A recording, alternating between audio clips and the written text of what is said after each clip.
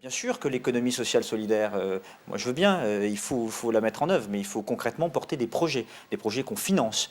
Et là, on sera d'accord sur des projets précis de quartier, de développement de quartier. C'est pour dire l'économie sociale et solidaire, il faut faire. Pas dire, parce que ce sont de jolis mots, mais l'action, c'est mieux en ce terme. Vous préférez la politique de Mme Pécresse, qui, elle, est en train de privatiser les universités. Vous changez de sujet, comme quoi ça vous a gêné. Morgane Garnier.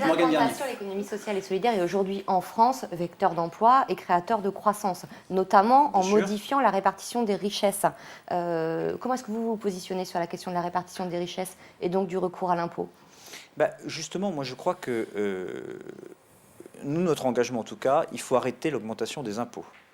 Et on peut... Non, il faut arrêter l'augmentation des impôts parce que vous... Si je peux finir... permettant à des plus riches de payer. Moi, je vais vous répondre. Quand Madame ça vous gêne, là, vous savez ce que je vais vous dire. Vous êtes à la région Île-de-France, vous augmentez les impôts de tous les Franciliens de 46%. Les taxes d'habitation, ça va très bien de la personne... Non, c'est la vérité. C'est la vérité, de gens qui vivent dans le logement social comme des gens plus riches. Vous les avez augmentés aussi de plus de 15%, à la ville de Paris, vous avez la gestion, et c'est les catégories populaires qui payent votre augmentation d'impôts, parce que quand on est locataire, quel que soit son revenu, on paye la taxe d'habitation. Vous l'avez doublé à la région, et vous l'avez aussi multiplié à Paris. Je finis là-dessus. Et je veux dire qu'il ne faut pas augmenter les impôts. Pourquoi? Parce qu'il faut inventer d'autres modes de financement. Certes, l'État peut apporter des choses sur les transports, sur le logement, et le fait.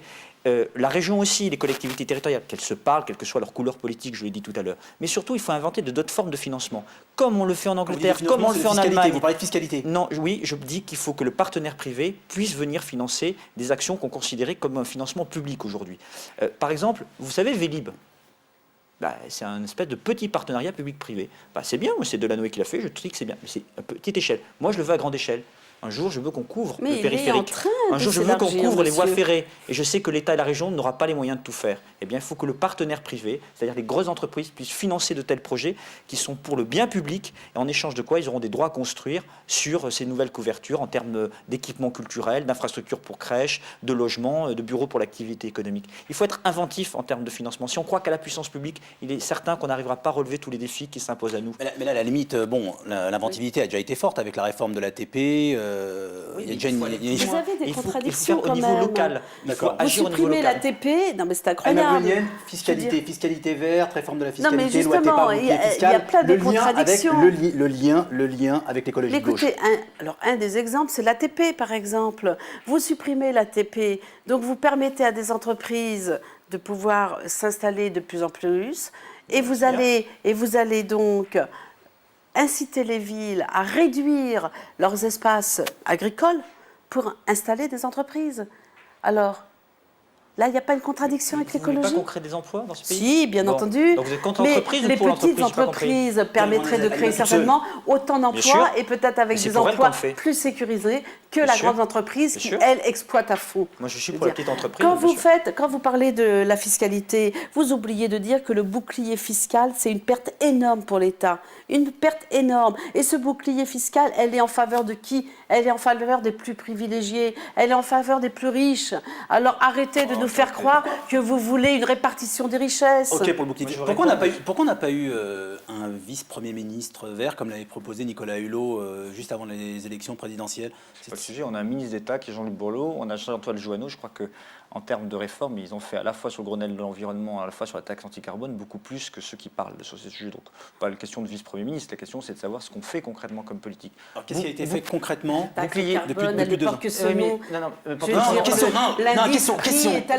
vous avez signé le paraphe, mais quand il s'agit d'appliquer, après vous avez beaucoup de Est-ce que vous pensez qu'aujourd'hui le bilan du gouvernement sur les questions d'écologie, donc une écologie de droite avec... Ça fait 2 ans et demi qu'on est au gouvernement. En 2 ans et demi, chacun peut le remarquer. Oui, 2 ans et demi qu'on est au gouvernement. Vous avez l'air d'oublier quand même. Pierre Gonazet, 2 ans et demi qu'on est au gouvernement, et depuis ces 2 ans et demi, on n'a jamais autant fait sur les questions écologiques. Jamais il y a eu une telle prise de conscience de la part des pouvoirs publics. Jamais on a autant fait. Le Grenelle de l'environnement, la taxe anti-carbone, sur la formation professionnelle en train d'évoluer, favoriser la construction de l'écohabitat, etc. Tout ça, c'est le gouvernement qui le porte. Et il faut qu'il fasse avec d'ailleurs les collectivités territoriales, quelle que soit leur sensibilité, parce que c'est en partenariat qu'on va avancer sur ces questions concrètes. Ce n'est pas d'un coup de baguette magique. Il faut le faire dès maintenant. Il faut avoir une capacité d'anticiper ce qui sera demain, et notamment sur la formation professionnelle, j'insiste beaucoup là-dessus. Il y a des métiers à inventer d'ingénieurs comme de métiers concret. Je le disais, l'exemple du plombier tout à l'heure, où il faut des gens qui soient formés au métier du développement durable, au métier de l'écologie. Et c'est maintenant que ça se prépare, si on veut que demain, on puisse vraiment aller de l'avant sur ces questions-là. Morgane. Oui, vous évoquiez, et Halima également, la question des partenaires privés et donc des entreprises. On a le sentiment depuis quelques années qu'un certain nombre de grands groupes incluent dans leur politique industrielle la notion de développement durable. Je pense à Total et à ses fondations sur les énergies renouvelables, et à plein de groupes qui s'investissent ou laissent à penser qu'ils s'investissent sur ces questions. Est-ce que pour vous, Halima, c'est quelque chose qui peut faire avancer l'écologie ? Oui, bien sûr. D'ailleurs, il faut continuer à faire en sorte que les entreprises, en particulier celles qui font le plus de bénéfices, puissent s'investir sur la recherche de l'énergie propre, renouvelable.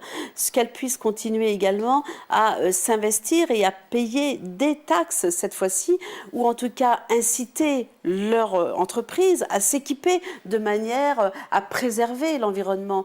Il est important que ces grosses entreprises qui font quand même des intérêts et des profits énormes doivent aussi à un moment donné mettre la main à la poche, puisqu'elles ont été exonérées des taxes carbone. Mais Halima, votre critère, c'est la marge dégagée ou leur taux de pollution? C'est pollueur-payeur? Non, écoutez, je dégage du nous ne bénéfice. sommes pas pour le droit à polluer qui permettrait à celui qui est riche de dire moi je peux polluer donc je paye. Ok, non, nous sommes pour inciter. Nous ne sommes pas là pour punir, nous sommes là pour inciter. Inciter, c'est-à-dire favoriser toutes les politiques qui permettront un changement de comportement, que ce soit un comportement du citoyen ou un comportement de l'entreprise. Il est clair qu'aujourd'hui, lorsque l'on parle de taxe carbone et que l'on met un indice prix aussi dérisoire, cette taxe carbone, elle fait objet d'affichage médiatique, d'affichage électoraliste. Elle n'a pas une véritable efficacité sociale. Or, si on avait arrêté de parler seulement de la question du prix et du tarif, mais si on avait pu développer un peu plus ce qu'était la taxe carbone et pourquoi c'était nécessaire, eh bien, on aurait permis aussi de faire adhérer les citoyens à cette taxe carbone et aussi les inciter eux-mêmes à changer leur propre comportement. C'est ça qui est important dans l'écologie. L'écologie, c'est le comportement du citoyen, c'est une rééducation du citoyen. Or, malheureusement, on s'en aperçoit très vite. On a beaucoup de politiques qui sont des politiques d'affichage médiatique, qui font croire que d'un seul coup l'UMP s'est découvert écologiste, et de l'autre côté, quoi à gauche, ça. Oui, je veux dire, en tout cas, je peux vous dire que de droite, c'est flagrant, parce que c'est eux qui sont au pouvoir aujourd'hui, c'est pas nous que je sache.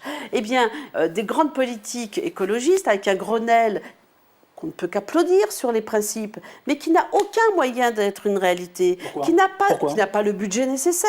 Monsieur Borloo lui-même s'est plaint de ne pas avoir les budgets nécessaires pour appliquer les mesures du Grenelle. C'est pas moi qui l'ai dit, c'est lui. Je veux dire, il faut quand même rappeler... Déclaration d'intention et peu de résultats final. Mais oui. Pierre-Yves? Justement, on lance un processus qui est long. Vous l'avez dit, c'est ce qui s'inscrit dans la durée. Donc il y a des principes, mais il y a aussi des actions qui sont menées, on l'a dit tout à l'heure, et les choses sont en train de se faire. Il y a quand même un changement, il y a eu une rupture depuis 2007 sur ces questions écologiques. Et c'est important de le noter. Vous avez l'air d'oublier quand même que la droite, elle n'est pas là depuis 2 ans et demi. La droite, le gouvernement... Attendez, vous fermez toujours le débat. Le gouvernement de Villepin n'était pas de droite. Vous fermez toujours le débat manichéen, un débat manichéen entre la gauche qui est gentille, c'est pas manichéen. La gauche qui est gentille, qui s'occupe du social, environnement, et la droite qui est méchante. Regardez les exclusions, les discriminations qui augmentent. La réalité, c'est que nous, on agit sur l'écologie quand vous en avez parlé. Et puis, je dois dire on récupère de manière électorale. Je ne veux pas être méchant, mais enfin, vous, ce qui vous gêne peut-être, c'est qu'on applique des choses dont vous parlez et que vous n'avez pas su faire parce que vous êtes électoraliste, parce que vous faites de la question écologique. Vous voulez faire de la question écologique et c'est pas bien. Une question extrêmement politicienne. Votez pour nous parce qu'il n'y a que nous qui nous intéressons à l'avenir de la planète. Si c'est ça, moi, le problème, je crois que le jour. C'est pour ça que depuis 2 ans, vous avez mis l'écologie dans votre programme. Où on aura véritablement Avant, il n'existait pas l'écologie. Le jour où on aura véritablement avancé sur les questions écologiques, c'est quand justement on se dédouanera de dire un tel est de droite, un tel est de gauche, si c'est pas bien, il n'a pas fait ça. C'est le jour où on se dira on avance. Arrêtez, vous savez bien qu'une société, bien sur les questions écologiques. Elle est de droite et de gauche, elle est la droite et la gauche existent. Quand on fait un immeuble de haute qualité environnementale, un maire de droite le fait. Elles sont différentes, c'est pas parce qu'il est de droite ou parce qu'il est de gauche, c'est parce qu'il a du bon sens et qu'il souhaite améliorer la qualité de vie de ses habitants. Mais nous, on voudrait donner un sens écologique et un sens social à l'écologie. À Londres, à Milan ou à Stockholm, le maire peuvent être de droite ou de gauche. Ils ne le font pas parce qu'ils sont de droite ou de gauche, parce que c'est une question de bon sens et parce qu'ils ont envie de lutter contre la pollution et qu'ils se dotent de moyens efficaces et de politique Et efficace. pour vous, le bon sens écologique n'a rien à voir avec le En bon vous sens social. en vous écoutant, j'ai l'impression Allez, que mais vous n'êtes pas laissez-le si finir, écologique. laissez-le finir. Mais Pierre si. Bournazel, Vous n'êtes pas si écologique Vous terminez, que ça. allez-y. C'est votre droit. Vous êtes extrêmement dans une Je vous donne la doctrine. parole. C'est vous le plus écologiste. Non, On va Non, voir j'ai si pas on dit est ça. appris. J'ai l'impression que vous êtes, mais c'est votre droit, extrêmement Pierre-Yves, on termine. revendiqué marxiste. D'un côté Non, les non. bons et les méchants, d'un côté les rapports Nord-Sud avec les méchants du Nord et les méchants du Sud. Les Je crois qu'il grands. faut décomplexer tout ce débat-là. Il faut s'approprier les questions de fond et les rendre concrètes dans la vie locale, parce que c'est là où on voit les résultats. C'est sur le logement On voit les résultats. et c'est sur tout la à fait. politique des La transports. destruction des emplois, la destruction. Et c'est là-dessus On que je voit demande les- qu'on juge Oui. les gens et leur L'efficacité politique. de Monsieur Et je- Chômage, on et le je connaît. crois, bon, ça c'est des slogans, Monsieur Chômage, franchement. Oui, on l'a Pierre posé, Bournazel, l'efficacité. on termine. Qu'on regarde les résultats concrets d'une politique sur le plan local, savoir quel maire ou quel président de région favorise les transports en commun, favorise une politique de logement haute qualité environnementale et ceux qui favorisent toutes les politiques écologiquement responsables. Et ça, quand vous regardez de très Ah près, non. vous apercevez Moi, que ce je n'est vous pas la gauche et assure la que- droite qui est clivante, c'est les gens de bon sens et les gens qui ont du pragmatisme face à des gens qui ont de l'idéologie. Alors pourquoi vous êtes à l'UMP? Alima, S'il n'y a pas dernière ni droite question. ni gauche. Dernière question, la gauche arrive au pouvoir demain. 3 grandes mesures phares qui permettra de changer justement le comportement d'un point de vue écologique, avec un lien avec le social, Ben, je vous l'ai dit, les transports en commun, transport. avec une incitation bien sûr au transport propre, transport, par exemple, le fer, la mer maritime, plutôt que l'aérien, plutôt que le routier. Et puis le logement, bien entendu, le logement social, c'est absolument important, et développer tout ce qui est lié à l'emploi alternatif. Vous savez, l'environnement est créateur d'emplois. L'environnement est créateur d'emplois, il suffit de lui donner un peu les moyens. On le voit dans aujourd'hui toutes les questions qui sont liées, que ce soit à la propreté, que ce soit à la, comment dire, au travail que l'on doit faire autour de la pollution, de l'air, du contrôle. Il y a énormément, il y a une source d'emplois alternatifs. Et là, il faut donner les moyens à des entreprises, petites entreprises alternatives et solidaires, de développer ces emplois les qui transports, seront des emplois l'économie solidaire. sociaux et verts. Les transports, l'économie solidaire et le logement. Pierre-Yves, Je l'ai dit tout à l'heure. en Je en pense conclusion. En conclusion, une politique écologique, elle se mène de front sur plein de domaines. La pollution, elle est due essentiellement effectivement au transport, elle est due, enfin au transport en tout cas, aux véhicules qui polluent, au logement, on l'oublie trop souvent, c'est un tiers de notre pollution, donc il faut agir sur tous les leviers, il faut agir en même temps, il faut raccourcir les déplacements entre le lieu du travail et le lieu d'habitation, il faut le faire aussi en développant un éco-habitat, il faut le faire aussi en permettant à chacun de pouvoir aller et venir dans sa vie en toute sécurité et 24 heures sur 24, et donc il faut développer nos transports en commun. Moi, j'ai toujours dit, toujours milité, j'ai 32 ans, je suis un jeune élu local. Moi, je souhaite qu'à terme, je puisse voir en région Île-de-France des transports en commun qui fonctionnent 24 heures sur 24, en toute sécurité et aussi, surtout, en accessibilité pour tous. Car aujourd'hui, on le voit, nos bouches, C'est le un de nos métro. objectifs. Oui, oui, Vous mais avez vous, l'art vous de le gérez. reprendre nos idées. Oui, mais vous gérez la région et la ville depuis longtemps, il faut le faire. Les personnes handicapées, les personnes âgées, les familles avec les poussettes n'ont pas accès à toutes les bouches de métro parce qu'aujourd'hui, il n'y a pas les ascenseurs nécessaires. Je pense aux stations, par exemple, Lamarck et Abbesse dans le 18e arrondissement. Je me bats, j'ai écrit au président de région, etc. Pour essayer que ça bouge sur ces domaines concrets parce que si on veut que les gens utilisent les transports en commun, il faut qu'ils soient sûrs de se sentir en sécurité et qu'ils puissent y accéder à n'importe quel moment de la journée pour aller et venir dans la ville. Et c'est comme ça qu'on va arriver à modifier les comportements et à les rendre plus écologiques. Non pas en punissant, vous avez raison tout à l'heure, mais en incitant par des comportements Au écologiquement moins, vous revenez responsables. sur cette politique Bon, bah, incitative très bien. contre On la s'est- politique On s'est mis punitive. d'accord sur la politique incitative concernant les transports. Donc merci d'avoir accepté notre invitation. C'était le dilemme. À la prochaine.